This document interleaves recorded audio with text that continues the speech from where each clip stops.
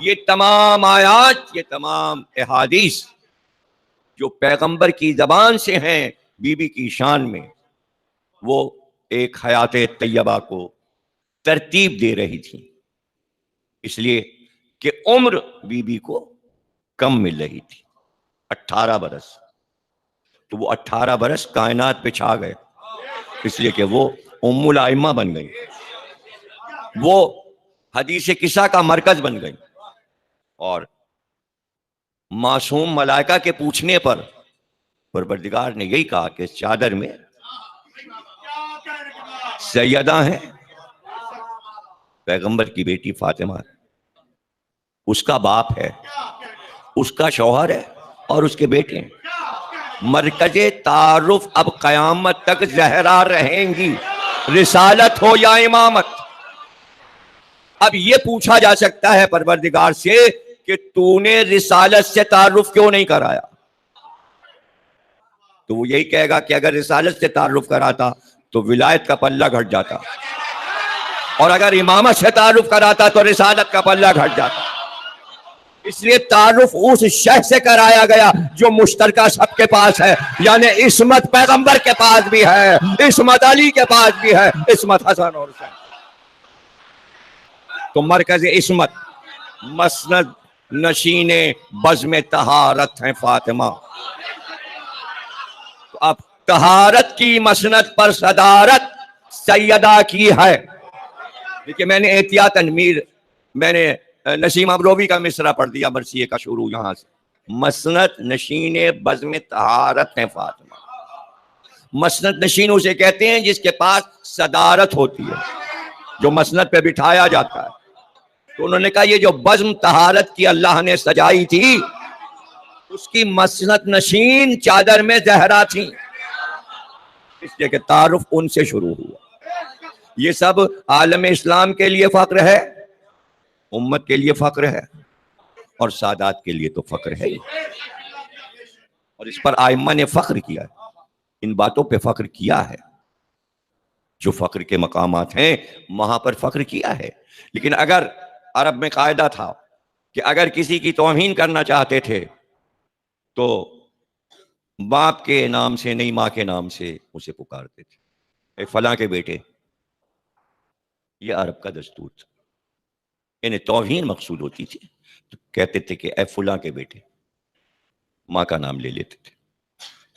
یہ سب عرب کے دستور ہیں، وہاں کے کلچر کی باتیں ہیں، اب اس کو کوئی پریشانی نہیں ہونی چاہیے، اس میں کوئی پریشانی کی بات نہیں۔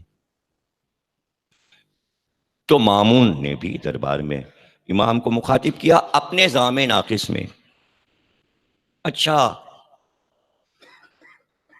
آپ اور ہم برابر ہی تو ہیں، اس لیے کہ محمد کے ایک چچا کی اولاد آپ ہیں اور ایک چچا کی اولاد ہم ہیں، تو ہم دونوں برابر ہیں۔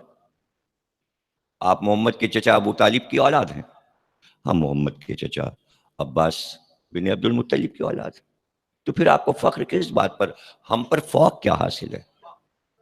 کا فوق ہے کہ اچھا آپ کو فوق اس پر ہے کہ آپ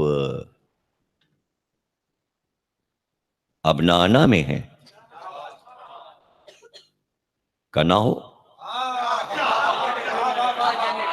کہ اس آیت کی روح سے آپ ابنانا میں ہیں، امام نے کہا نہ ہو، کہ اچھا نسانا میں ہیں، آپ نے کہا نہ ہو، کہ پھر ہم پر آپ کو فخر کس بات پہ؟ کہ ہم انفسنا میں، ہم نفس رسول ہیں، ہم نفس رسول کی اولاد۔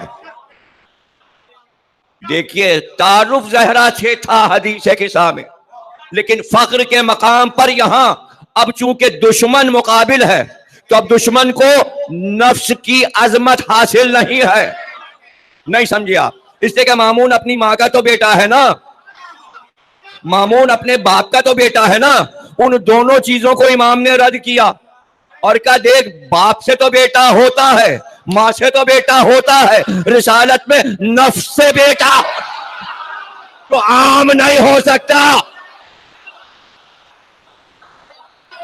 اب سمجھ میں آیا کہ مباہلے کی آیت میں انفسنا و انفسکم کیوں تھا. سیدھی سی بات اللہ کہتا کہ عورتوں کو لاؤ اور مردوں کو لاؤ اور بیٹوں کو لاؤ.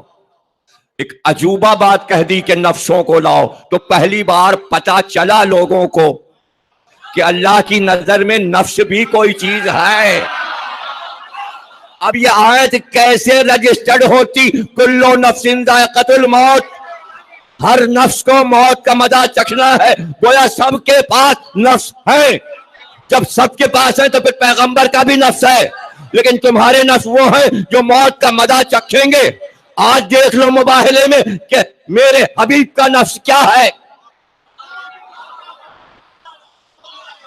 دیکھ لو یہاں ذائقۃ الموت نہیں ہے، یہاں ذائقۃ الموت نہیں ہے، اس لیے کہ علی نفس پیغمبر ہیں.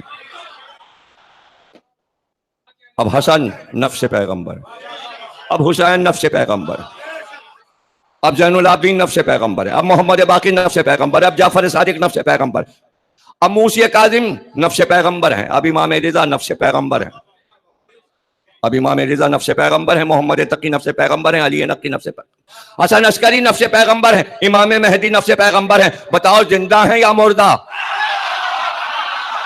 ارے تو جب تک مہدی زندہ ہے کون کہے گا محمد کے نفس نے موت کا مزہ چکھا؟ سب کے نفس موت کا مزہ چکھے، رسول کا نفس